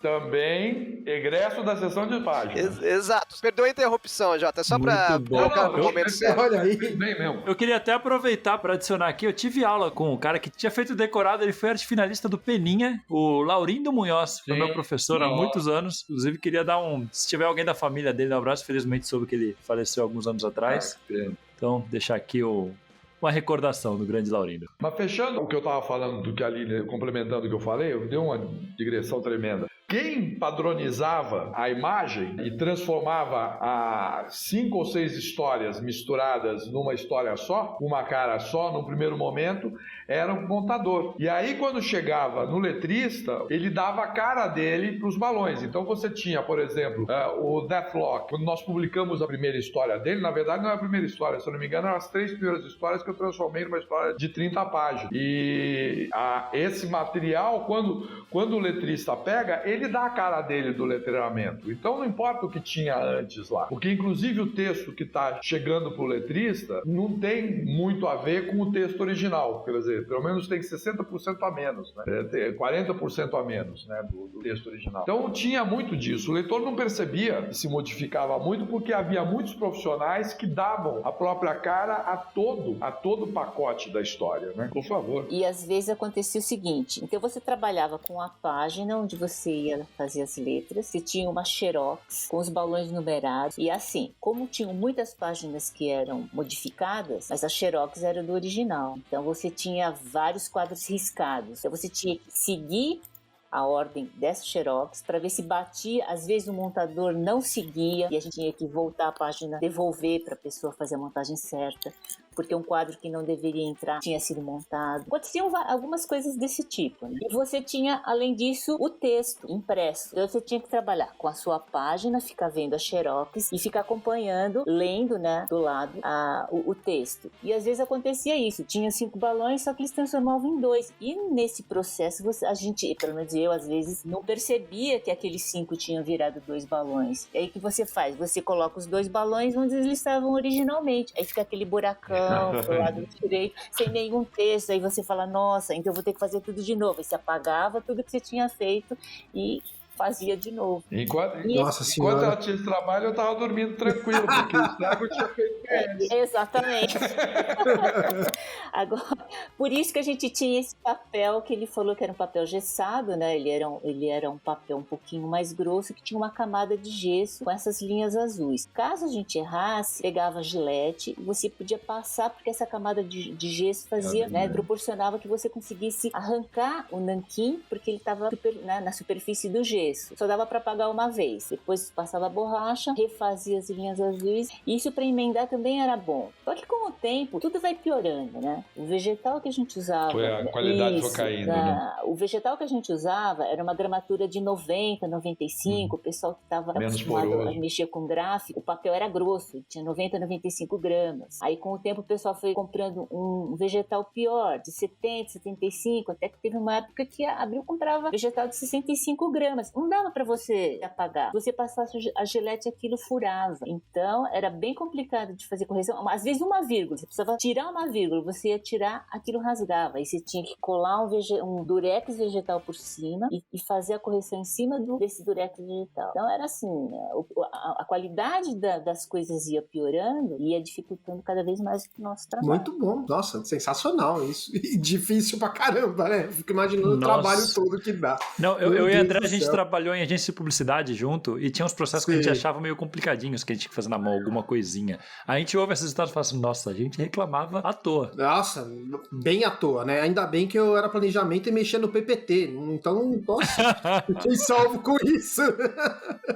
Mas eu queria puxar aqui, até como o nome do podcast é Mansão Wayne, a gente fala sobre Batman, né? Tentar puxar às vezes, né, a gente lembra. Batman. Às vezes, né? A gente quer escapar um pouquinho e falar de outras coisas, mas o podcast é sobre Batman. Queria ver, sim, se vocês têm alguma história, algum quadrinho do Batman que vocês se lembram de vocês 3 terem trabalhado. Tem alguma coisa que vocês lembram? Eu acho difícil, porque eu e o JP jogamos na mesma posição e se fosse futebol, essa posição seria goleiro, não tem nem como improvisar. Não, é complicado. Quer dizer, talvez o Jota se lembre, porque eu não sei se ele ajudou a fazer a adaptação na época do Art Comics. Eu não sei se ele adaptava também. Aí o JP vai me surpreender com essa notícia. Você lembra de adaptar alguma história minha, Jota? De fazer o copydesk em cima? Fazer o copydesk em cima de tradução minha. Eu fiz, eu acho que depois, na época do Arcadia, eu acho que sim. Na época do Art Comics, foi a época em que eu mais traduzi, então sobrava muito pouco tempo. Mas eu acho que eu peguei texto seu na época do Arcadia, porque depois em 93 eu saí do Art Comics e montei o meu estúdio sozinho durante um tempo, o Arcadia. E eu acho que daí eu peguei material teu. Legal, isso é uma novidade aí que eu agradeço a Mansão Wayne por propiciar isso. Se você pedir pra eu dizer qual foi e bater o martelo, não, aí eu já rego. Agora, letreiramento, assim, com certeza absoluta, tem várias edições que eu traduzi do Spawn que a Lilian letreirou. Isso aí eu sou tranquilo, assim, é a minha certeza nos quadrinhos. Eu também não me recordo. Eu não me recordo de ter trabalhado em nenhuma coisa nós 3 juntos, mas assim, trabalhei muito com o Jota, trabalhei muito com o Mário, mas mesmo porque a gente entrou na mesma época, né? Exatamente. Mas eu ficava muito tempo fora, né? A gente acabava não se encontrando com muita frequência porque a gente chegava em horários diferentes. Não tinha o happy hour no sujinho? Não tinha. Tinha o pessoal da redação. O pessoal da redação que ficava lá dentro interagia muito. Mas eu e suponho que a Lilian também, porque na época a gente estava estudando, né? Você durante o começo você estava na faculdade. Então, e aí a gente ficava... Eu muitas vezes aparecia na redação depois que todo mundo foi embora. Literalmente. Eu chegava de madrugada. Não, eu sempre ia de manhã. Então acontecia muito disso. A gente acaba a gente não viveu tanto o convívio, pelo menos eu não vivi tanto o convívio com o pessoal da redação como outros profissionais, como o Mário conviveu, né? Ele estava lá das 9 às 18. É verdade, mas na época não tinha sujinho, tinha apenas trash ball, os esportes das redações. Olha aí. No qual nós colocávamos um cesto de lixo em cada extremidade da redação, e era legal que a redação ia da frente do prédio, na Bela Sintra, até o fundo do prédio, lá que dava para o estacionamento da Abril. Isso aí é um comprimento considerável, no qual deveríamos pegar uma bola feita com papelão, né? Muita coisa vinha embalada em papelão e devidamente presa com fita isolante e percorrer toda a redação desviando das cadeiras, escrivaninhas, pranchetas, divisórias de Eucatex e o diabo e chegar até o outro extremo e cravar a bola na outro cesto de lixo. Era um jogo, era uma partida de poucos pontos, assim, era muito difícil fazer gol, fazer ponto nesse esporte. Isso aí eu nunca presenciei. Eu também. O horário dos jogos era depois das 18 horas, gente. É só pros corujões mesmo, quando todos os diretores tinham ido embora, porque eles jamais permitiriam que a gente fizesse uma coisa dessa. Não dá, né? Não. E a gente só conta agora, anos depois, né? Quando o Abril já não publica mais quadrinhos. Não pode ser processado. Ninguém pode nos punir. O Abril tá com bastante processo pra se preocupar agora, pra a pessoa se processar os outros. Né? Mas, eu quero aproveitar que eu tô na mansão N, que eu vou dizer o seguinte: ou eu sou muito sortudo, e eu aposto mais nisso, ou eu sou muito competente, porque eu sou o editor que fez o Batman vingar na Abril, né? O título Olha aí, hein? O título... Toma essa JP. O título que eu comecei do 1, porque assim, o primeiro Batman que eu editei foi o formato americano, mas foi a partir do número 4, certo? E durou 29 o quê? números, uma coisa assim. 20 alguma coisa. Isso, mas o que acontece? Eu não só lancei o Batman, como depois de 0 hora, eu batizei, eu tava louco pra que fosse o título daquela revista malditamente batizada de Liga da Justiça e Batman, eu editei tudo, assim, mas toda vez que eu olhava pra aquela revista, meu Deus, que título horrível, Liga da Justiça e Batman. Mas assim, do primeiro ao último número, era assim, ruim o nome mesmo. era o meu mantra de fechamento da Liga da Justiça e Batman, era xingar o nome da revista. E o título que eu queria, eu só pus depois de 0 hora, que foi Batman e Vigilantes de Gotham. Esse nome é fantástico. E ficou, né? Pegou esse nome. Pegou, eu emplaquei 2 revistas, aí logo depois eu pedi, não, eu vou embora, porque o campeão para quando tá ganhando. Entreguei o cinturão. Ei, eu tô perto do JP, o meu guru. Você acha que eu não vou contar um pouco de vantagem? Não tem isso. Senti essa carteirada aí, hein? Mas é um fato verídico, assim, mas tem tantas coisas legais, assim, nessa época de Instagram, fazendo TBTs e FBFs e relembrando. Vocês acreditam que só o ano passado eu fui me tocar que revistas que eu achava que eu tinha lido por anos e anos, realmente eu li por uns bons anos, mas assim, Super-Homem, Super Powers, Novos Titãs, que foram revistas mais longevas, né, que não eram canceladas toda hora que nem o Batman, eu fui o editor que mais editou essas revistas. E eu não tinha essa referência. É uma referência muito racional. Guia dos Quadrinhos. Graças ao... Sim, grande site. Guia dos Quadrinhos. Graças ao Guia dos Quadrinhos. Exatamente. Hoje, inclusive, eu vi no Facebook um cara colocando uma camiseta do Capitão América, que ele achou numa lojinha no interior de alguma cidade, que era uma capa de um gibi da Abril e no cantinho da camiseta tinha a marca d'água do Guia dos Quadrinhos. Não, o cara pegou na internet e fez a camiseta. Nossa! Eu colaboro com alguns podcasts, com algumas coisas, agora o Guia dos Quadrinhos é uma coisa que eu colaboro com a maior satisfação. Falei, meu Deus do céu. Deus, Odin, botou na terra. É maravilhoso, É maravilhoso. Muito legal. Qualquer pesquisa que eu vou fazer é Guia dos Quadrinhos e Comic Vine, pra gringo e pra nacional. Fico ali.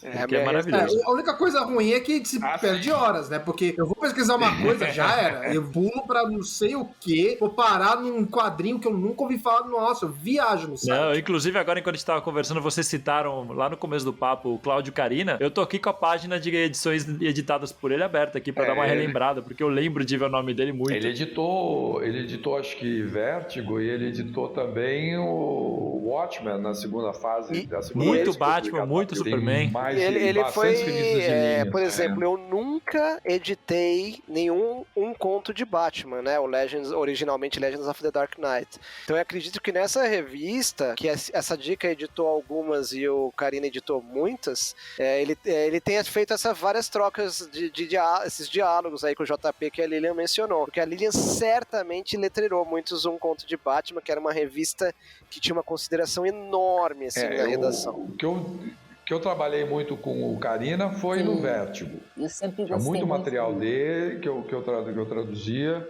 E o Copydesk era do Karina, eu lembro disso. Então, e foi muita coisa. John Constantine, assim por diante. Agora, com coisas do Batman, né, pra puxar, assim, eu tive vários trabalhos do Batman com a Lilian, e porque a gente sempre destinava as coisas mais legais e mais trabalhosas e que precisavam sair muito bem feitas, a gente destinava pra Lilian, né, fazer o possível. Eu levei isso para os meus estúdios, né, tanto os dois Art Comics, o Arcadia, e depois a Via Lettera, né, sempre que precisava alguma coisa encrencada ou que precisava de qualidade garantida, passava por ela. Então, o Batman, o Cavaleiro das Trevas, né, foi um dos trabalhos mais legais que a gente fez junto. Agora, o que é o cartão de visitas é o Arzil Arca, né? Porque sim. Na verdade tem aquele... o design das letras, né, no Brasil foi todo respeitado. Mérito da nossa amiga. E com qualidade.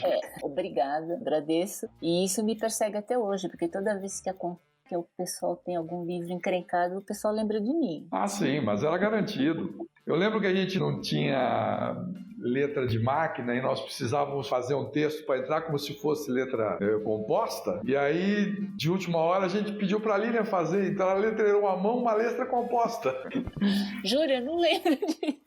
Foi, na Cedibra, os gibis da Cedibra. A gente precisava de uma hora para outra, não dava para conseguir, porque naquela época, crianças, não era essa coisa, você escrevia no computador e o texto saía impresso. Então você tinha que mandar para um serviço fazer um filete. Isso já era quando os computadores começaram a entrar, mas ainda não eram tão presentes, né? E aí você tinha uma tira de texto composto, não lembro como é que a gente chamava aquilo, e isso era remontado. E nós apareceu uma página lá, precisávamos fazer de uma hora para outra, né? E não dava para encomendar aquilo, e se fosse encomendado ia chegar na hora. Aí nós pedimos para a Lilian. A Lilian, ela fez um texto composto como se fosse letreirado, né? Quer dizer, letreirado como se fosse de máquina. Coisa... é encrenca, né? É incrível. Olha, isso é da minha mente, não lembro. Mas tem uma que eu tô lembrando, vocês citaram as Um Conto de Batman, que eu lembro que tem algumas, quando a gente vai fazer pesquisa, tem algumas que não tem crédito nenhum de quem que editou, traduziu, não sei porquê, às vezes na pressa, ou se era alguma coisa que era feita na pressa e não queria ter nome. Não era, porque na verdade a tradução começou a ser creditada por último, né? Acho que nos anos 90. Nem editor, ninguém, né? Não era. Nem editor, no início, nem letrista. Letrista e colorista já desde o início. Agora, editor e tradutor, muito mais tarde. E quando vieram os estúdios, era acreditado o estúdio no expediente. Entendi. E durante muitos anos, eu era o único tradutor creditado. Então, muito de 1980 até 1987, todas as revistas saíam com o meu nome como tradutor, porque eu era o único tradutor contratado com carteira assinada. Os outros eram freelas externos. Então não vai ser hoje que a gente vai descobrir quem que traduziu o Gothic, porque tem uma parte muito engraçada que a gente estava vendo. É muito bom. Que no original, eu não lembro qual era o nome do capanga, era alguma coisa tipo Shade, alguma coisa assim meio sinistra, e no nacional ficou Paulão. Aí era muito bom, é porque é uma cena que tá o Batman assustando os capangas. Gente, foi o JP, gente. Foi o JP. Eu adorei, olha, Paulão, os primeiros... de receber os créditos. Não, mas gente, o crédito é do JP porque eu tava dentro da redação nessa época. E assim, um conto de Batman... O conto de Batman saía da redação com ordens expressas para que fosse traduzido pelo JP, adaptado pelo Elcio e letreirado pelo Lírio. Então é isso. Era o queridinho da redação. certo? Então vou ter que receber o crédito do Paulão, mas é que realmente... Bem, JP, eu te invejo por isso. Muito bom, é muito bom. É uma cena super tensa, aí o Batman assim, eu sou a noite, e aí o Capanga, Paulão, é você, Paulão? É muito bom.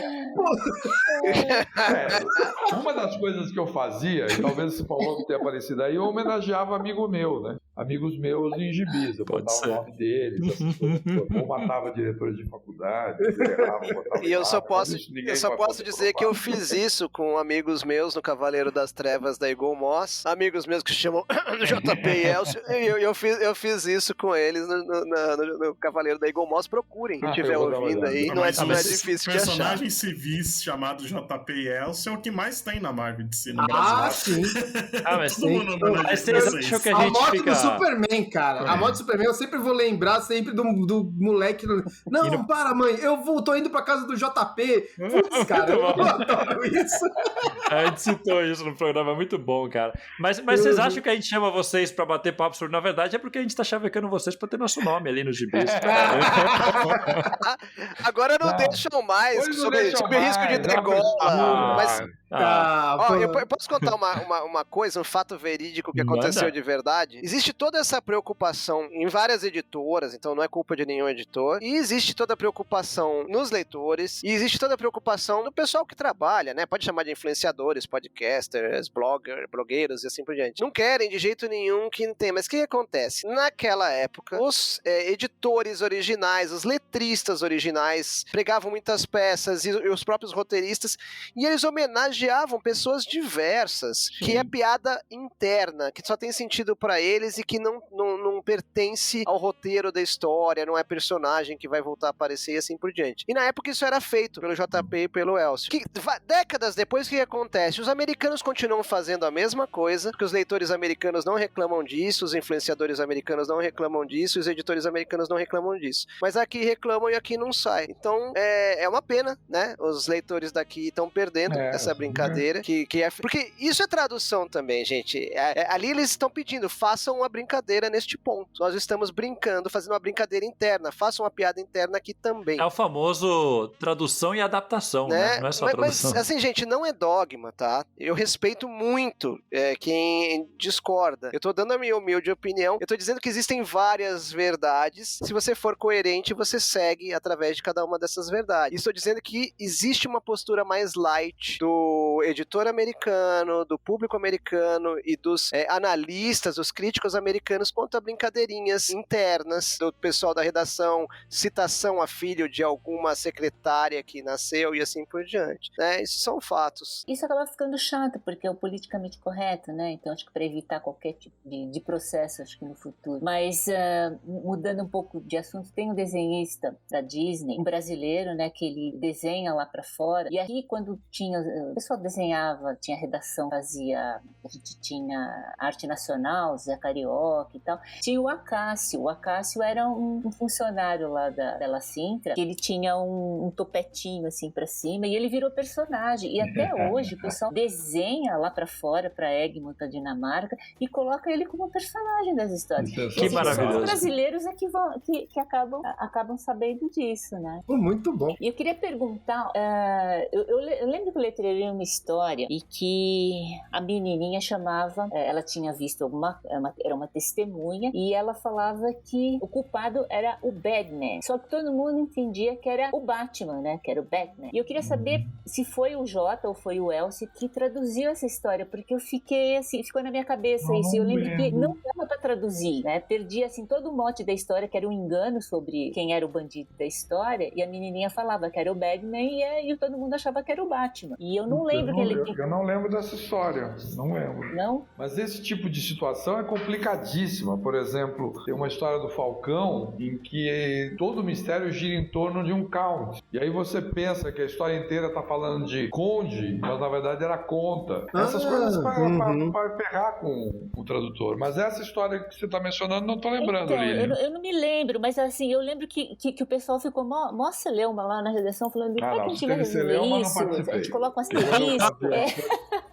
Eu não me recordo, porque assim, o pessoal tava assim, será que a gente coloca um asterisco? Não, então não, eu não participei mesmo. Se tivesse o JP, ia ser o Paulão, é o Batman. E aí pronto. É o Paulão. Então não foi nenhum dos dois. Então eu não me lembro que desdobramento que deu nessa história, mas assim, ficou gravado na minha memória. Eu lembro. Se algum ouvinte lembrar disso, coloque nos comentários. E aí eu vou atrás para ver se descubro, mas não lembro da história, não.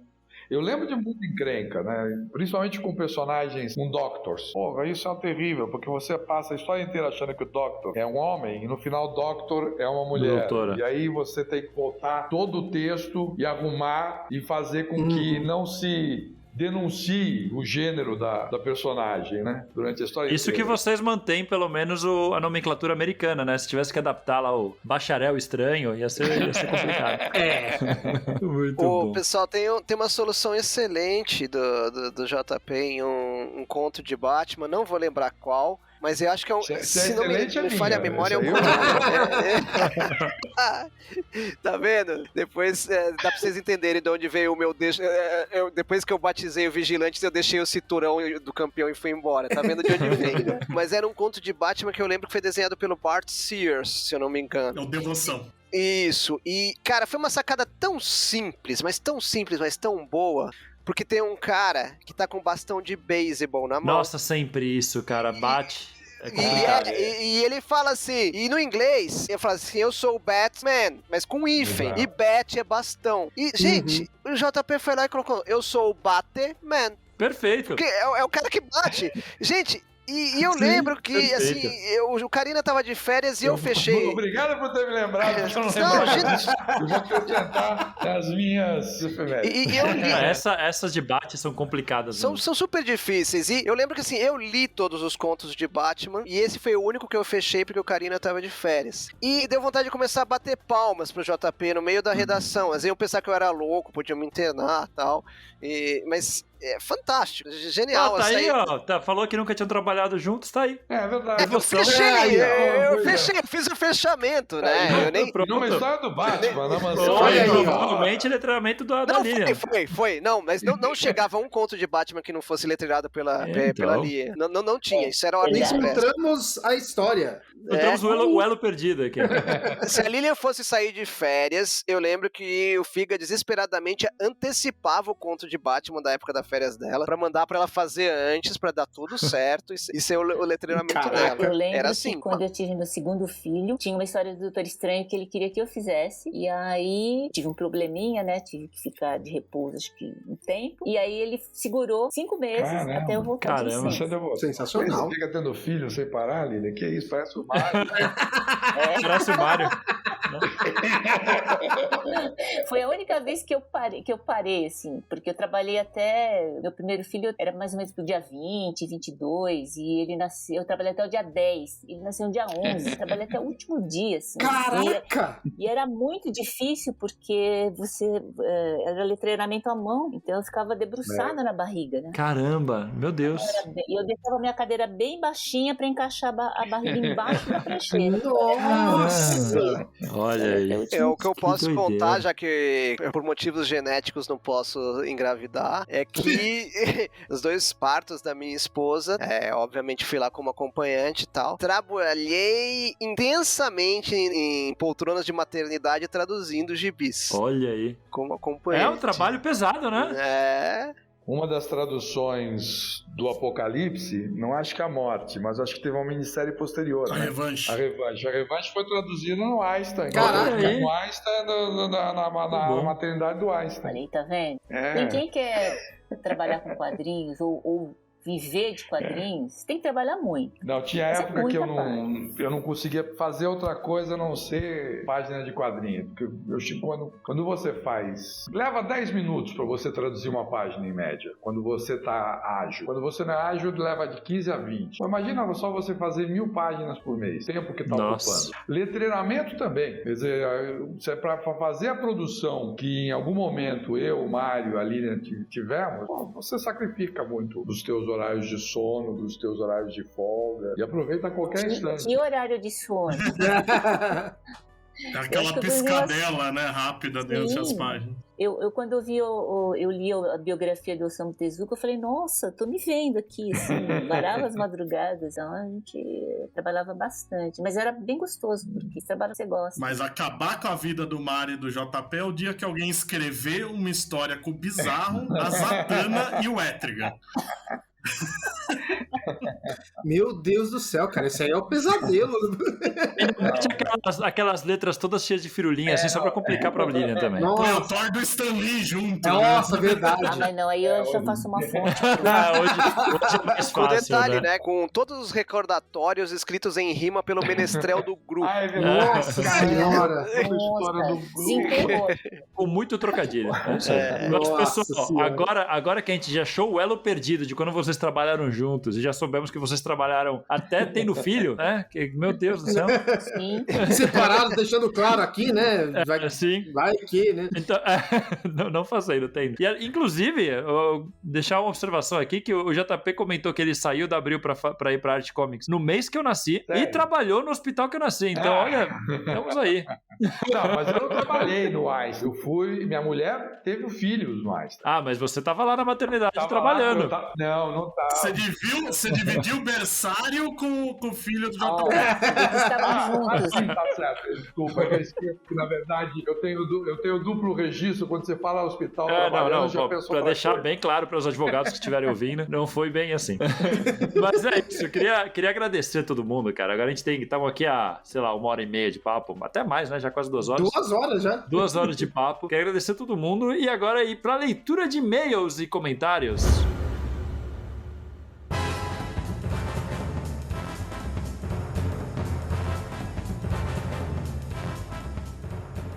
Começando a leitura de e-mails e comentários de hoje. Lembrando que se vocês quiserem que a gente leia seus comentários, basta escrever em qualquer post de nossas redes sociais, no post desse programa em nosso site ou mandando um e-mail para mansãon@mansãon.com.br. Então vamos lá, ler os comentários do programa anterior, as maiores porradas do Batman. Então vamos começar aqui pelo site, o comentário do Pedro0909. Ele fala: ótimo podcast, galera. Daniel HDR é gente boníssima. Espero que ele seja convidado mais vezes. Sobre as porradas do Batman, uma das que eu mais lembro é a dele com o Coringa no Batman A Máscara do Fantasma, dentro daquela miniatura de Gotham que é muito boa. E só para não perder o costume, uma que ele apanha muito é uma também com o Bane no Cavaleiro das Trevas Ressurge. A primeira luta, no caso, que também é ótima. Gostei muito do podcast, gente. 15 dias é muito. Ainda bem que tem o podcast do Band. KKKK. Até mais, galera. Pô, valeu aí, Pedro. E, porra, Daniel HDR é gente boa demais. Ele é super parceiro, a gente conhece ele faz muito tempo. E finalmente a gente conseguiu chamar ele para participar do programa. Então foi muito legal, foi bem divertido. Espero que você tenha gostado mesmo. Gostei dessas que você colocou. Putz, essa da Máscara do Fantasma é icônica. Eu acho que é isso que dá pra falar. Ela é bem icônica. E concordo contigo. No Cavaleiro das Trevas Ressurge, a primeira luta ali, o Batman, ele apanha pra cacete. Muito bom, Pedro. Valeu aí. Agora, do Samuel NT, foi muito engraçado ver o Daniel aperreado sem saber o que falar porque não tinha entendido o tema. E isso fez com que fosse um dos melhores episódios, na minha opinião. Poderia fazer isso mais vezes, propositalmente, ter um convidado e dar o tema na hora da gravação. KKKK. Pô, aí é sacanagem, hein, Samuel? Aí é sacanagem com o convidado. Vai que a pessoa fica brava e não quer voltar mais. Mas é engraçado, né? Porque o HDR, ele confundiu com um tema que ele tinha feito, porra, Batman. E aí ele veio gravar com a gente, putz, achando que era o tema, e aí viu que era porrada, ele, putz, peraí. Foi muito bom. Quem sabe a gente faz isso um dia, oficialmente. Valeu aí. Partindo pro Twitter, o Cláudio Lima. Vocês falaram do cara que toca pessoas e eles morrem para sobreviver. Achei que alguém iria comentar daquele cara que caiu num lago gelado em Smallville. É, Cláudio, não foi exatamente o cara gelado ali de Smallville, mas esse é bom também porque ele tem que tocar as pessoas pra ele sobreviver, só que as pessoas morrem. Essa história é meio maluca, né? Esse personagem é meio malucão, né? Mas valeu aí, Cláudio, brigadão. Indo pro Instagram agora, o Amadeus Cotrim. Tava ouvindo hoje no ônibus e dei uma risada alta quando o Roberto II foi tentar citar Gandhi. Tô vermelho até agora, mas foi muito engraçado. KKKK. Cara, essa parte do Roberto falando do Gandhi, putz, ficou muito muito bom, cara. E a gente fez um meme, né, com ele ali. Putz, cara, tá muito bom. O Branca que fez. O Branca é o rei dos memes aqui do podcast. Ficou muito engraçado também. Essa parte ficou muito boa. Gus Sebord, também no Instagram. O Tony Ramos no cantinho dessa capa. Aí um monte de emoji chorando de rir. Ainda mais junto do Adam West com a bomba. Obra de arte. Foi muito engraçado, assim. A gente já tinha falado de Torre de Babel. A gente fez um programa específico sobre Torre de Babel. E na época o Branca brincou ainda, né? Da novela que tinha o Tony Ramos e tudo mais. E agora veio o HDR e fez algo parecido. Só que ele conseguiu a proeza de falar o Torre Ramos. Putz, cara, ali, aquela hora na gravação, putz, foi difícil. Eu ri demais, eu ri muito. Torre Ramos foi foda, foi foda. E parabéns aí pro Carlos, a gente sempre conversa aí das capas, mas ele sempre é quem faz, quem produz ali. Ele é o diretor de arte aqui do Mansão Wayne. Putz, na hora que teve ali, assim, putz, tem que ter esse Tony Ramos aí em destaque. E todo mundo bateu o olho no Tony Ramos e falou, meu Deus, eu preciso ouvir esse programa agora. E agora o último comentário do Facebook do Léo Campos. Ele falou assim, lembrei de duas porradas, uma boa e outra tosca. Primeira boa, Batman vs KGBista. Ali não passava nem Wi-Fi no fiofó do Bruce.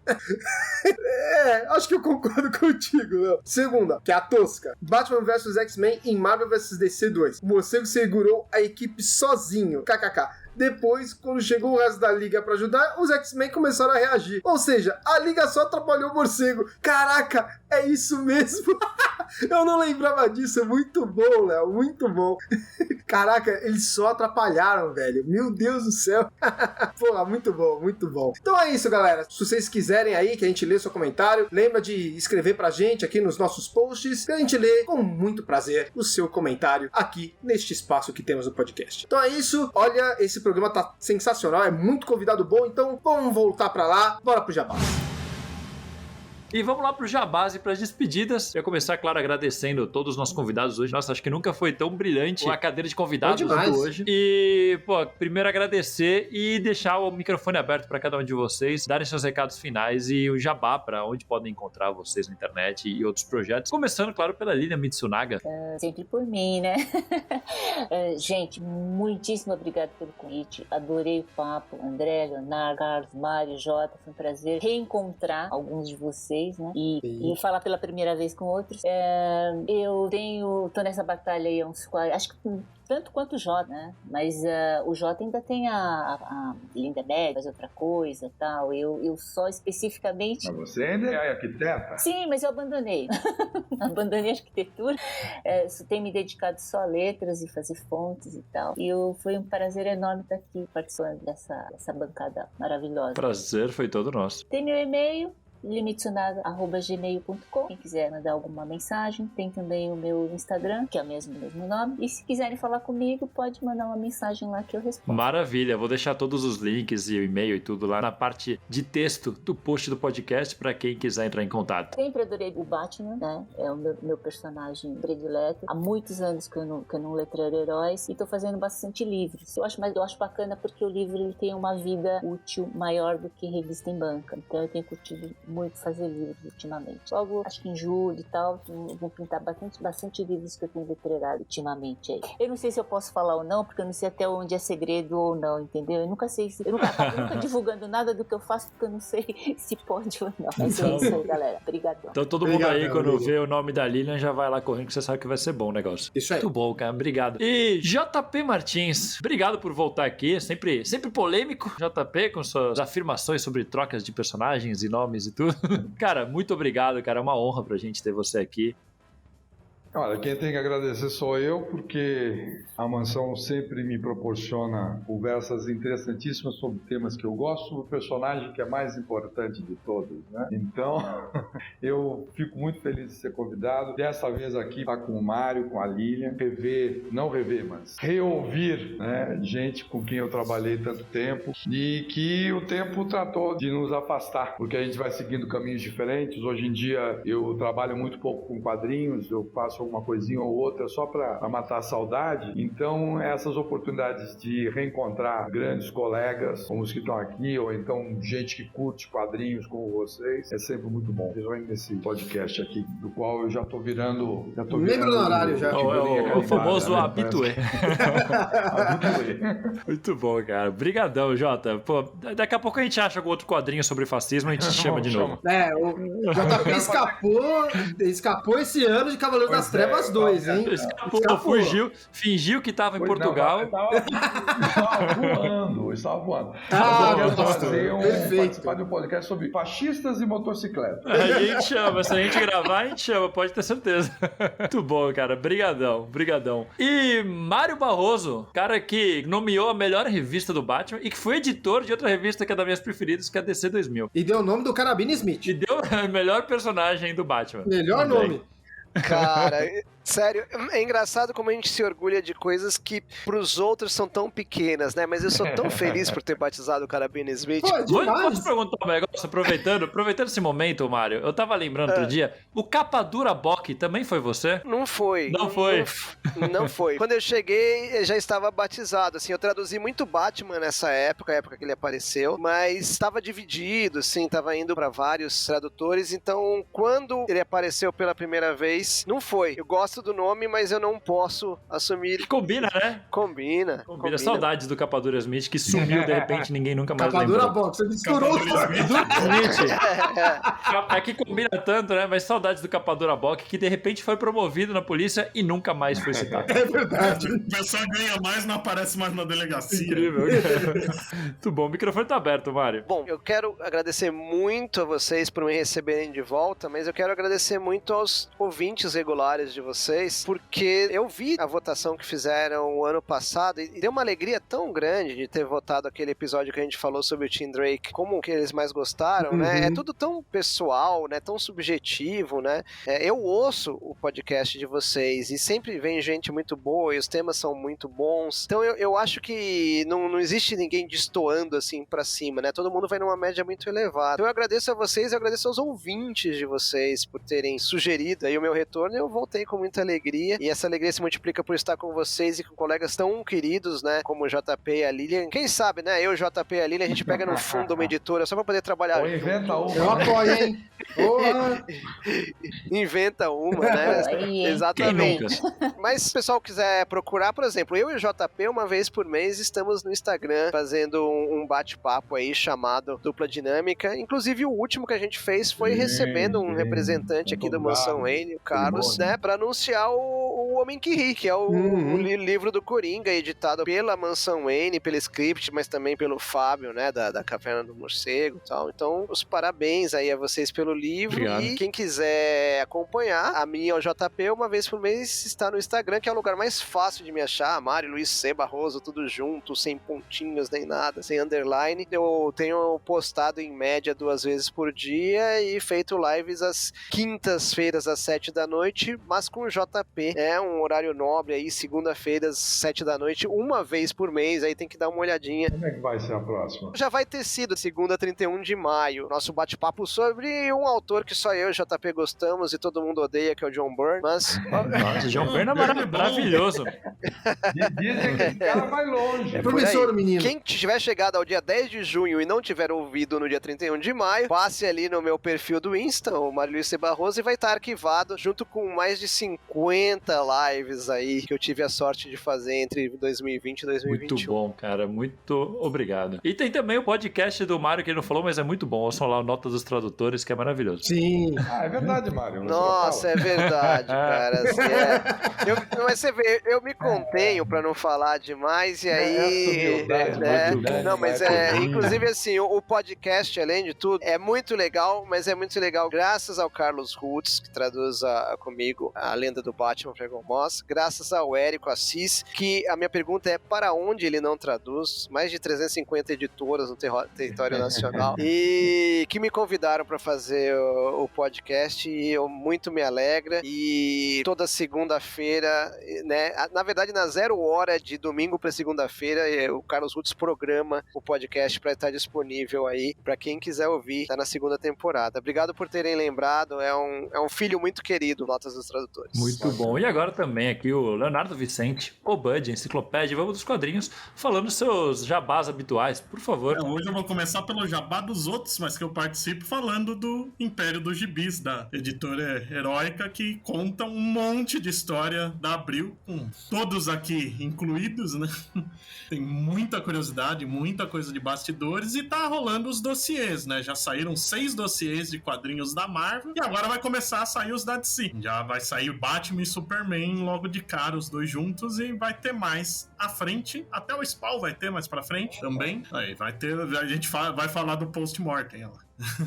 E além disso, eu tenho meu site, o falaanimal.com.br, que traz notícias e matérias e quadrinhos, cinema, séries e afins, que no Instagram e no Facebook tá como Fala Animal, e no Twitter como Fala Animal Site. E o Fala Animal agora também é podcast, sai de 15 em 15 dias na segunda-feira, com os mesmos temas. Já falamos até de um que alguém aqui com certeza participou, o Gibi, que foi o podcast de estreia, o Homem-Aranha, a Última Caçada de Kraven. Ah, sim. Com certeza alguém aqui ia ter trabalhado nele. O Gibi que era pra ser do Batman. O Gibi que era pra ser do Batman, verdade. A gente não destoou tanto do Mansão Wayne logo de cara. E além disso, tá pra sair em breve o Prodígio, o livro que eu escrevi sobre os 80 anos do Robin, o menino mais velho dos quadrinhos, que é pela Script também, já falamos do Homem que Ri, agora tem o Prodígio também. Quase todos os meses eu tô na revista Mundo dos Super-Heróis também com matérias e... Muito bom, é só, né? O só que é muito, é gigantesco, né? Parabéns aí o Leonardo, que faz muita coisa legal e é bom acompanhar. Esse é multitasking também, né? Então, muito obrigado a todos, obrigado pela participação, obrigado vocês ouvintes que estão aí, que pediram pra essa galera toda voltar e elogiaram tanto quando eles vieram antes. Olha o presentão que a gente deu pra vocês, hein? Pô, cara, o presentão foi pra mim e pra gente, mas vocês ficam aí com o presente de tabela. E André, quem precisar de um podcast editado no capricho, como que entra em contato com você? É só me procurar no Facebook, facebook.com, vá lá, procura como André Panceira, ou então no Instagram ou no Twitter como @panceiraandré, com S, por favor, vocês vão me achar lá, e a gente troca uma ideia sobre o que você precisa de podcast, qual que é a sua ideia de programa, o seu tema, a gente planeja ele todo, conversa, chega nos valores, e se você quiser ver o meu trabalho além aqui do Mansão Wayne, confere lá o Chipado, que tem podcast toda semana, 2 programas por semana falando de novidades do cinema, de séries, tem também os trabalhos que eu fiz para a Ubisoft, o Por Dentro do Animus, o podcast oficial do Assassin's Creed, e se você é um vascaíno, caso tenha aí alguém ouvindo que seja vascaíno, tem o podcast da Mais Vasco, que eu também editei ano passado. Então, vamos aí, a gente troca aquela ideia. Muito bom. E voltando pro Mansão Wayne, você que está nos ouvindo pode nos apoiar através da plataforma do Catarse. Diz aí como que o pessoal acessa, André. É só você acessar o catarse.me/Mansão Wayne, que lá tem vários módulos, nós temos os nossos objetivos a serem cumpridos. Dê uma olhada lá que tem bastante coisa pra ajudar a gente nesse momento aí, dar aquele apoio legal, né não, Carlos? É isso aí, infelizmente o projeto é legal, mas ele gera custos. Então entra lá e dá uma olhada no módulo de apoio que for melhor pra você, beleza? E André, quem quiser procurar o Mansão Wayne nas redes sociais, vai aonde? É só acessar o facebook.com/Mansão Wayne Podcast, com post todos os dias sobre o Batman, seu universo e também sobre a DC. Tem também o nosso Twitter, que é o @Mansão_Wayne. Escreve lá pra gente. E tem o nosso Instagram, que leva o nome do nosso fantástico site, que é o @mansãoN.com.br. E pra quem quiser um conteúdo ainda mais batmaníaco, muito mais batmaníaco, vai aonde, hein, Carlos? Você vai no portal Mansão Wayne, lá no mansãoN.com.br. Lá tem todos os nossos podcasts, lá tem links pra colunas, matérias, quadrinhos, tem coisa pra caramba, vídeos, entrevistas, tudo que qualquer fã do Batman sonha tá lá no mansãoN.com.br pra ficar horas, dias se entretendo. Então é isso, muito obrigado aos nossos convidados, muito obrigado aos participantes, obrigado principalmente você, nosso ouvinte que nos prestigia, e a você que nos apoia no Catarse. Valeu e até o próximo programa. Falou!